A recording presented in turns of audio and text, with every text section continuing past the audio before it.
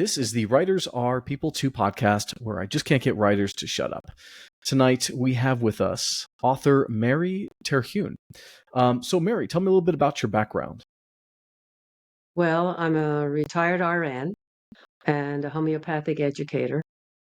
And I had an amazing, spontaneous spiritual awakening back in the 80s when I was working at a hospital. And I was also in my third year as a massage student to treat injuries. And I had a big life crisis where I lost all my money in a real estate deal with friends, which was even worse. Yeah. And I had a daughter to raise, and I was in such a state of anxiety that I started sobbing uncontrollably. And all of a sudden, in this state of crisis, light filled my living room and began to speak to me about 7 revelations. And it turned out that it was the Master Jesus. Now, this was very spontaneous for me. I had left the Catholic religion a long time ago, and it really felt like he was this master of light, master of divinity. And he awakened that Kundalini energy, the spiritual energy within me. And all the chakras began to spin. And I had heard about chakras, but I had no idea what they were. And I had no idea what this light was that people talked about. But here I was having this incredible spontaneous experience. And he began to speak these 7 revelations. And he began with forgiveness. He also spoke about the Bible. And he said, now do you understand how they misuse my words in the Bible? I didn't mean for that to happen. Because I was a nurse, he also spoke about health. And he spoke about disease and explained to me that disease manifested because our energy gets stuck in emotions and thoughts, and it affects the physical body. Now, there was so much energy pouring through me as he's talking to me. So much love got ignited with me, and so much light got ignited within me. And it felt like, why didn't anybody tell me about this light in me? Why isn't anybody talking about this? And it ignited a tremendous amount of bliss within me and a love that is just indescribable.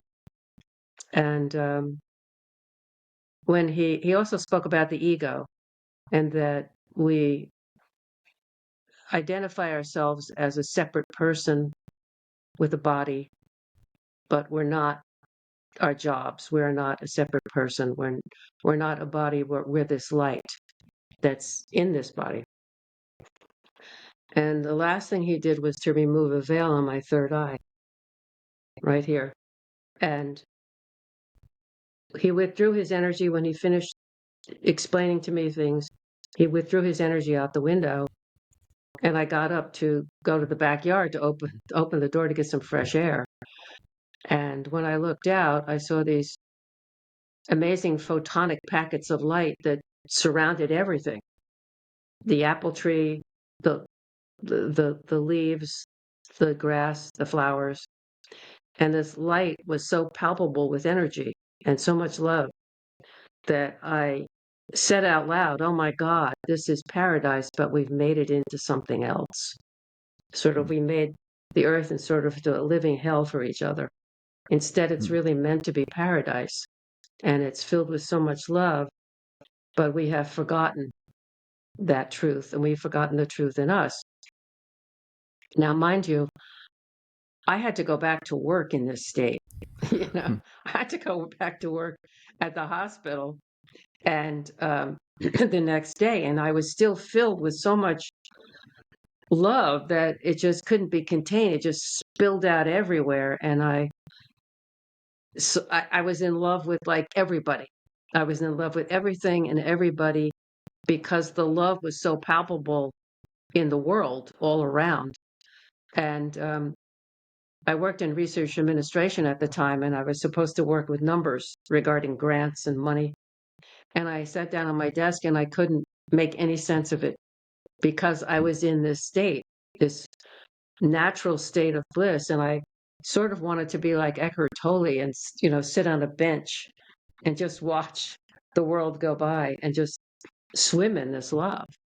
But I had to try to function. But it came to a point where the director realized that something had happened to me and even called it love, whatever she meant by that. And she ended up reorganizing the office so that I could leave gracefully, because clearly I could not function in this. And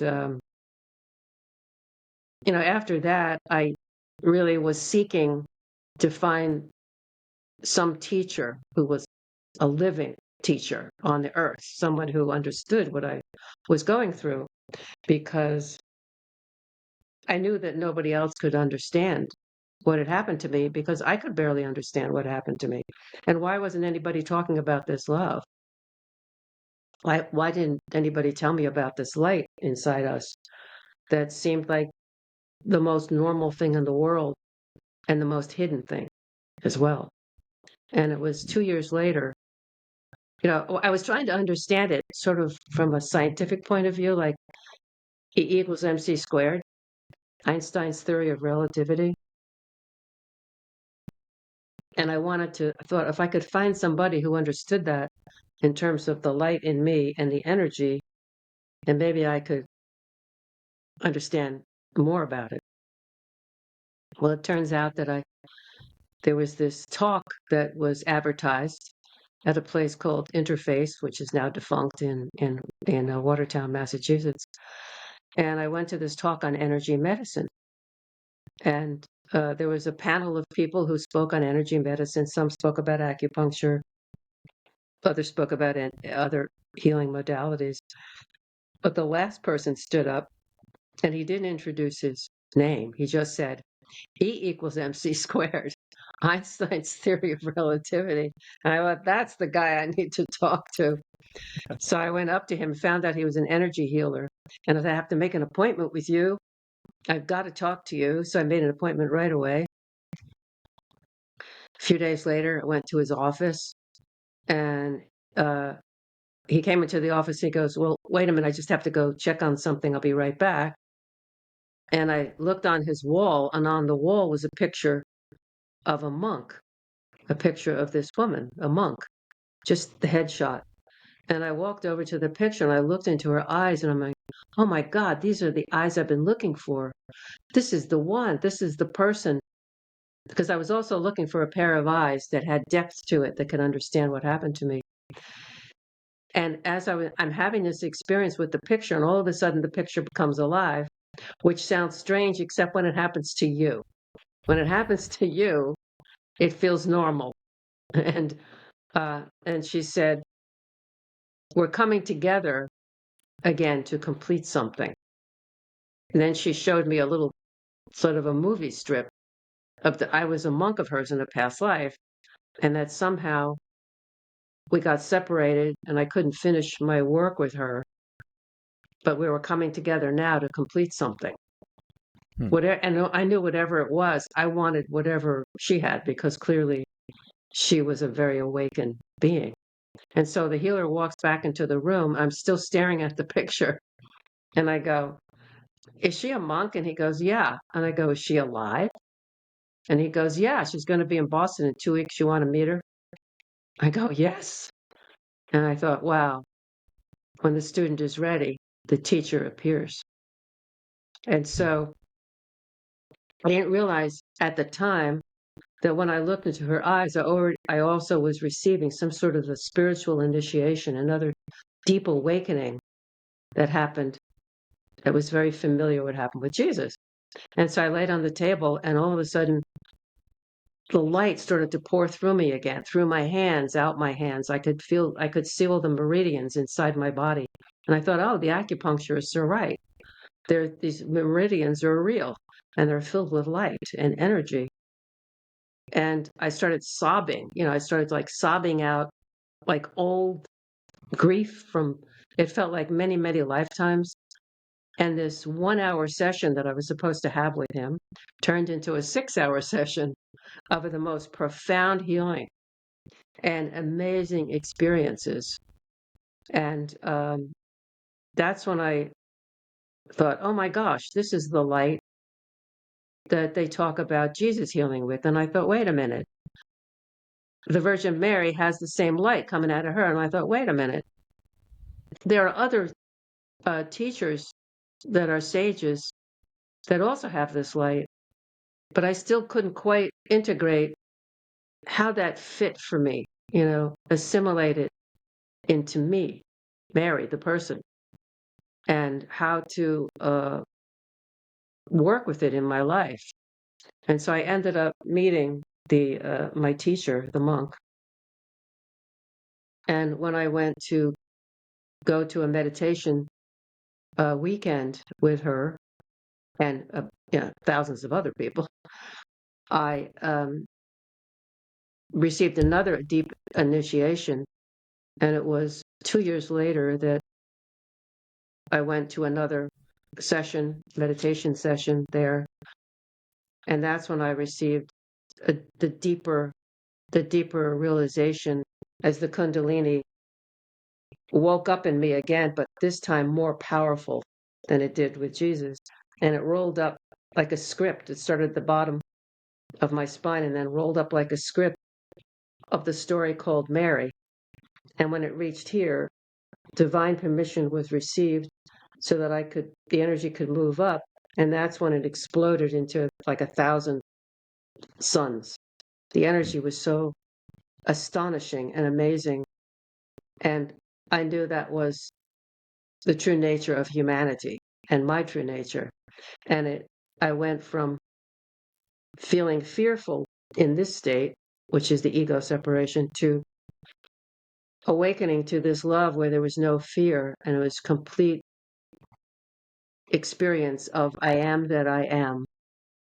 And the words came out in Sanskrit, Aham Brahmasmi. I am Brahman, and all this is my creation. And I thought, oh, this is our true nature. It seems so natural and normal to be in this magnificent state. It seemed like the most normal thing in the world, and the egoic state seemed like a real hell and wasn't our normal state in humanity. And I thought, am I the last person to know this? Because it seems so normal. Am I the last one to find out? Why didn't anybody tell me this? But it turned out I'm certainly not the last one to know it. So I got a question real quick. You've Yes, go mentioned ahead. a couple times that you were visited by Jesus, and then you've also used terminology which I'm somewhat familiar with, but by no means educated in, such as chakras and your third eye and all that stuff. So how in traditional Christianity and what I was raised, I was always told that Eastern religions were untrue. So how do you reconcile Christianity and Eastern religions together? Well, it's interesting because when I received that enormous awakening and I was in this awakened state, I looked up and over a building there was a cloud, and the cloud began to raise. In the middle of the cloud was Jesus standing in the middle of a cloud with his hands raised up. And I thought, oh, am I ascending too? And I realized that the ascension that he was talking about was the ascension of our spiritual energy till finally it reaches this state up here in the higher chakras when we release our ego identification. And then I realized, and I thought, well, what's Jesus doing here? And I go, oh, I see. It's all the same. It's all the same. This light is all the same. It doesn't belong to a religion. It doesn't belong to a particular teacher. It doesn't belong to a particular country. It belongs to us. And the message I was given was, here is your divinity, the divinity that awaits all mankind. Your soul wants full expression now. This is the presence. This is the living presence. This is living. This is real. And that was the message that I got for me and the message for all humanity. And it took me 30 years to finally write my first version of this experience in a self-published book, because it took me that long to integrate it, and it took me that long to feel like I should write about it. And the reason I reached that point was because I actually had died from a heart attack. And when I was miraculously saved from it, I realized that I had to write about this. And it felt like I had to write about it or I was going to explode inside me. And so I did write about it. And I did send this first very small version to Wayne Dyer, because someone suggested that I sent it to that famous author, Wayne Dyer, from Hay House. And I sent it to him on a whim. I didn't even know his address. I just sent it to Maui, best-selling author, Maui, Hawaii. And it got to him. And he was so amazed that it got to him. He was so amused at how it got to him, the way I addressed it, that he actually opened the book and read my chapter on self-realization. And he was so moved by that he called me and invited me to come to his Divine Love seminar for a 3-day weekend, because he said it was the best description of self-realization he's ever read in 30 years.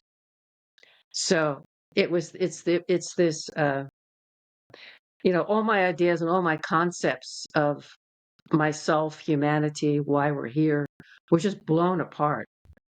And to enter our natural state, which is this realized state that we're this light, and that it's beyond religion. It was there before religion, because religion essentially is man-made ideas. And, when you have man-made ideas, then you can have some control over how things are disseminated.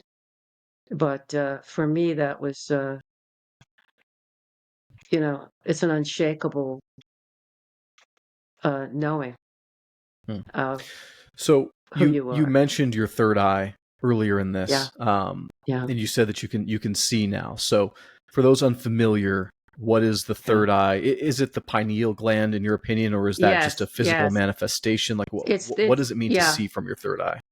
Well, you see beyond the physical body. You can see, I guess some people call them auras, or the light that surrounds people, or the light in people's eyes. So when I look at people, I don't just look at the body. I look in their eyes, and you can see the light surrounding them. Because when I was having the experience of self-realization and I looked out, I saw, and people were walking by, I could see their soul. It was hanging right here like a sun, like this sun, but hanging over them. And then the light was pouring over them like a Christmas tree, like they were lit up like Christmas trees. And I could see that. And I wanted to yell, look, this is your soul. Can't you see it? But I knew that I couldn't do it that way. So I remained quiet. And then I saw that their mind was caught up in focusing on thoughts, concepts, and ideas, but they weren't looking at their soul. They didn't recognize their own soul inside them as an experience, but were caught up in small thoughts, and usually the discursive mind, which usually says, I'm not good enough, I can never do that, and just feeling kind of bad about themselves, which is part of the egoic structure, is to be in fear and feeling anxious and feeling separate from your own soul, which the own light that fills this earth, that makes for diversity and plants and flowers and animals and trees and people and stuff. Mm-hmm. Yeah. So how can someone decalcify their pineal gland? I don't call it decalcifying the pineal gland. The pineal gland, of course, is a receiver of light. It's part of the whole system that we have. I don't really know. I don't look at it that way because I seem to have received this quite naturally, this awakening, because I surrendered my pain. Basically, that was the first opening when I cried so hard that it's like, I don't care, I'm just going to feel how deeply I feel, and I'm just going to let it flow through me because it was so powerful.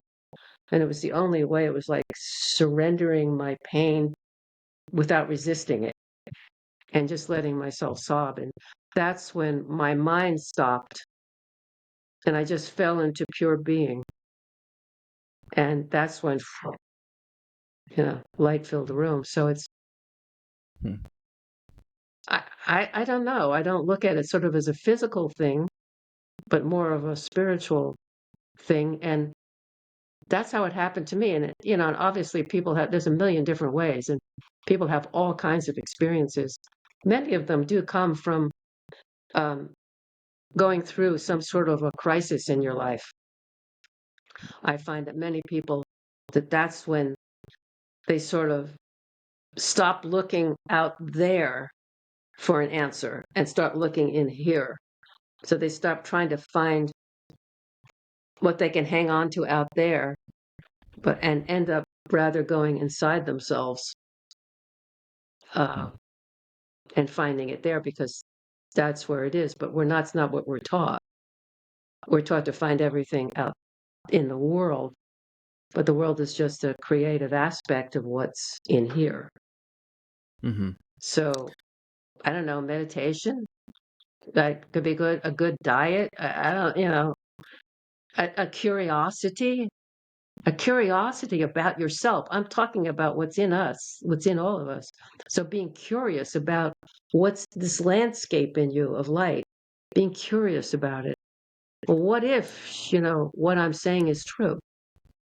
What if it's really in me? What if this divinity that belongs to all mankind belongs to me? What if? And so, I was open in that moment, in that moment just before that whole big experience. I was reading a book about the Yoga Sutras of Patanjali, and it said, at some point in your life, you have to let the ego take the back seat of the vehicle and let the soul lead the way. And in that moment, I thought, I want that to happen to me. I was just like a child, just so open to the idea. And that's when, boom, it happened. So just being open to your own divinity, being open to the possibility that maybe this is true for you as well, and you want it to happen to you. Awesome. It's that simple, really, but it's not so simple because we're filled with ideas and constructs and ideas and, and this idea and that idea, and what this person said and what that person said and what that book said and what this book said differently.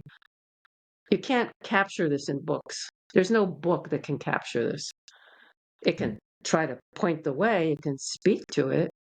I wrote my book here with my experiences in it, but even this, it can't give you the experience, but it can perhaps make you open to looking at things in a different way.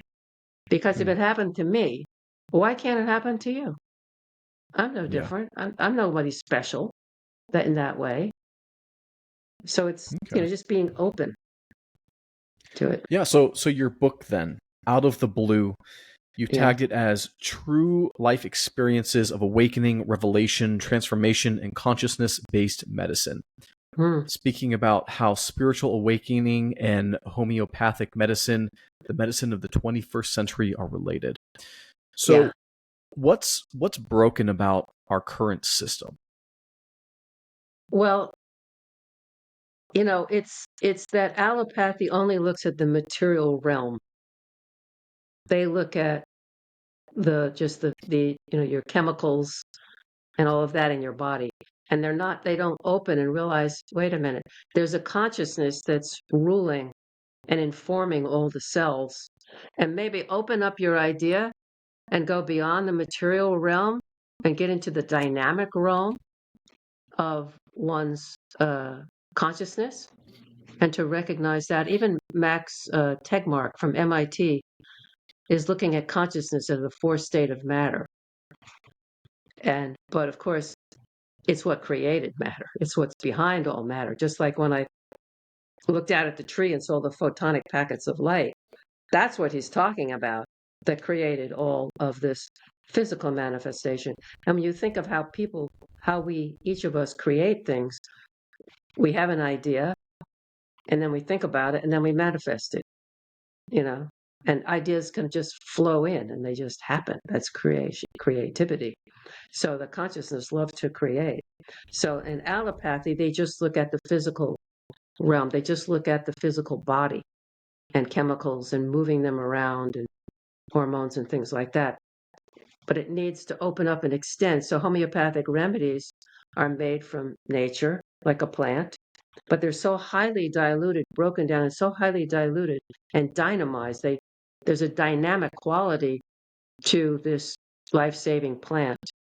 There's a dynamic quality to it that's unleashed when you highly dilute it and succuss it, and then it creates a whole different dynamic that works with the law of like, yours, like. So when I took my first homeopathic remedy, which I took because my thyroid was failing, and of course, allopathy says, oh, take Synthroid, take this hormone. And that because clearly your thyroid isn't producing the right amount of hormone. And so when I took it, I became very sick from it. And I thought, I've got to find a different way. This doesn't work for me. And I actually said a prayer that said, I need to find someone who can understand the emotional reason behind this failing thyroid. And more than that, someone who can cure me. I need to find a modality that can cure me. And when I said that, the very next day at work, when I mentioned this to a colleague, she turned around and handed me a flyer, and she goes, oh, then you're going to need homeopathic medicine. Because homeopathic medicine is the gentle mind-body medicine. And it says the mind, emotion, is connected to the body. And it affects it, just like Jesus tried to show me that first, like 14 years prior, when he said it all begins in energy and then it feeds into the body. So you have to work with this. And so when I went to see a homeopath, she took about almost 2 hours to take my case. And she asked me first, though, before I came, to do a timeline of never well since events in my life. Like never well since you were in a car accident, never well since you lost your house, never well since you lost your dog, never well since you got a divorce, and including when my mother was pregnant with me, because my mother was alive then. She'd ask your mother if anything happened to her when she was pregnant with you. So I call up my mother and I go, did anything happen specific to you when you were pregnant with me? And she goes, oh yeah. In my 8th month, I was pregnant with you. I lost my mother, and my mother was my dear friend. So I was in tremendous grief. I could barely function. And so in utero, I was my DNA was kind of imprinted with this grief of this loss, this grief, this loss of this very, very specific and very important nurturing relationship. And when I did my timeline of never well since events, they were always connected with a loss of a nurturing relationship. I could never maintain it because that original grief that was imprinted kept repeating until it could be released. And so the homeopath said, I know the remedy you need. It's a grief remedy, and it's specific for personal relationships and the loss of them that you're stuck in, and you haven't been healed since in utero, and then repeating it through your life. So I was standing at the kitchen sink. I seem to have these experiences. Okay, bear with me. I was standing at the kitchen sink, and I took the remedy in my mouth and water. And as soon as I did that, my whole energy, my consciousness went out into the universe. And I saw this little twinkling light, like a star. And I go, oh, that's where my energy's stuck. And it comes this way. And then there's another twinkling light. Oh, that's the remedy. And it matches it. This remedy matches this stuck energy. And when it came together, it went, poof, it exploded. And I went flying back into my body. And I went, oh, that's how it works. Like cures like on the level of consciousness, the dynamic level of consciousness. And then I knew I had to study homeopathy because I'm, as a nurse, and very interested in this. And so I called up the homeopath and I go, look, this happened to me. I got to study homeopathy.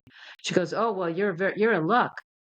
In 3 months, there's going to be a doctor who's a homeopath, one of the best in the world. He's coming to Boston for 3 years. You want to study with him? And again, when the student is ready, the teacher appears. And so I began to study and to see that homeopathy, when it looked at my thyroid, didn't look at my thyroid as the problem, but rather the mental, emotional, stuck energy I've never well since that had to be released, because the throat is a place where you express grief, you express feelings. And so it had always been stuck in that. And so as soon as that was released, boom, that's when my thyroid started to become alive again. And though it took, I was about 56 at this time now when it's going back to school to study homeopathy. And, so it took a number of years taking this remedy on and off at different times, as well as other remedies that cured me of chronic bronchitis whenever I got a cold. It cured me of migraine. It cured me of eczema. It cured me of all these symptom pictures, so that like cures like is embedded in our consciousness. Our healing mechanism knows that law. It's embedded in nature, and it's embedded, therefore, in us. And so allopathy only looks at the material realm.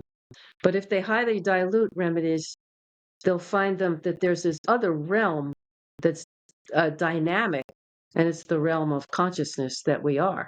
This same consciousness that fills us, that enlivens and informs all the cells. And when our body drops, and we call it death, this consciousness goes out.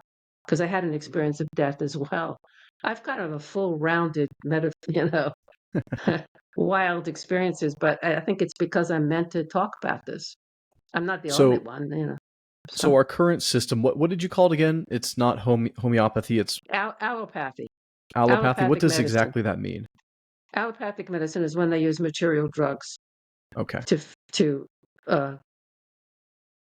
fix something in you. So do you think that allopathy is merely insufficient, or does it purposefully or accidentally damper our physical and spiritual well-being?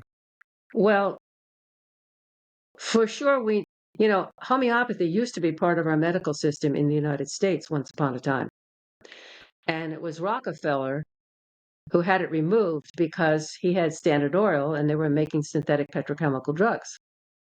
So even though he had 2 homeopathic MDs to treat himself and his family, his son systematically then saw it as so much competition because it was becoming so popular in the United States.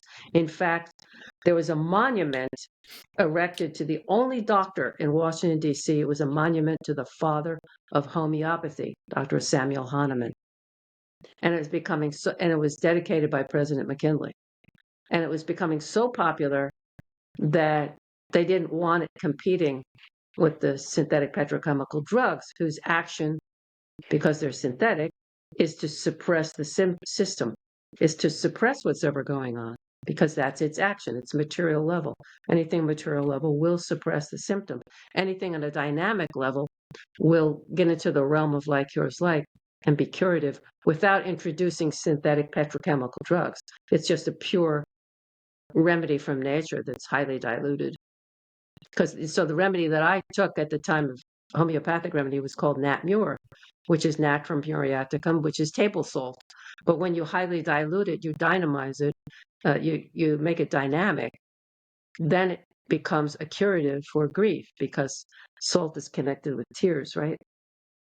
So it's this dynamic that's released in nature, and it's the people's medicine. Even in the Rig Veda, it says that the plants were sent to earth first so that man may not suffer. But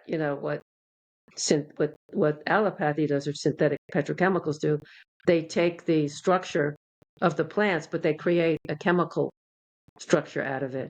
But in homeopathy, it takes the original plant and just highly dilutes it, triturates it, breaks it down through succussions, highly dilutes it, and then becomes dynamic and curative, because it contains the law of like cures like, the law of material level of suppression. Now, I'm saying it needs to open up. The field needs to open up. You need both. Obviously, you need both allopathy and homeopathy to have a balanced system, because, not everything works 100% of the time, depending upon the person, what their health level is. Sometimes you need drugs, and certainly you need surgeries. But if you choose homeopathy first, and then to see if that's going to work, and then if needed, you can always move into the allopathic drug level. But it depends on the situation. If you need surgery, you're going to need drugs. Simple. Yeah. At this point in our evolve, how we're evolved. So we need both to have a balanced system. Yes, homeopathy will impinge on some of the petrochemical drugs. People won't take so many, and take the homeopathic remedies. But as I say, it was once part of our U.S. healthcare system. BU Medical School used to be part of that. We had hospitals that were homeopathic hospitals in the United States. There were 15,000 homeopathic medical doctors, some of them surgeons, OB, GYNs, who worked in both ways. So, Okay, that's interesting. So my final question for you then: the average person, what one or two things can they do to better increase their physical and spiritual well-being? Well, if they're interested, they can, a lot of people are suffering from chronic things, and they don't want to take drugs. I would say find a good homeopath, professional homeopath. If they want to understand more about homeopathy and what it can do, I'm offering, I have a course through Quoir, Quoir publishing company.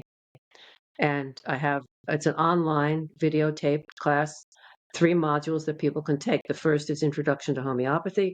The second module is using homeopathic remedies to treat and prevent flu and colds. And the third is homeopathy for everyday ailments and for travel, things you need for travel. So I have that, and the people can go online. And I have a private Facebook group when you purchase that module, and that private Facebook group, if you have questions, you can ask me and I'll answer them on that private Facebook group. So that it's a nice way to introduce you to it. And then, maybe purchasing some homeopathic remedies from yourself, especially for everyday things like poison ivy, bee stings. You get into a car accident, you're aching all over. It's just these little things. Let them from cat scratch, these are all these little things before they become chronic problems. So even that just will change everything for you. And that's a beginning. That's one way to begin. And if they go to too late for homeopathy once it becomes chronic? No, homeopaths treat chronic cases. Obviously I had a chronic case, right? With my thyroid, I had it. And so, but it healed that. And you never know until you try how you can turn around, because that consciousness that it works with is the creative power of the universe. It can do amazing things, and I've seen amazing things happen with homeopathy that always astonishes me every time, even after 30 years. I'm just amazed by it. So, but we need to have both, and we need to have a balanced system, and to know, having the wisdom and knowledge of when to use what in what situation. Yeah. All right. Well, and it doesn't thank you very much. And homeopathic remedies do not interfere with material drugs. It won't interfere with those. So that, which is good. So, and you can go to my website, maryterhune.com, if you want to find out more. Perfect. Yeah, I'll link that in the description. Thank you so much for coming on and sharing your story and your wisdom. Everybody, we had Mary Terhune. Thank you, Matt. Appreciate it. Take care.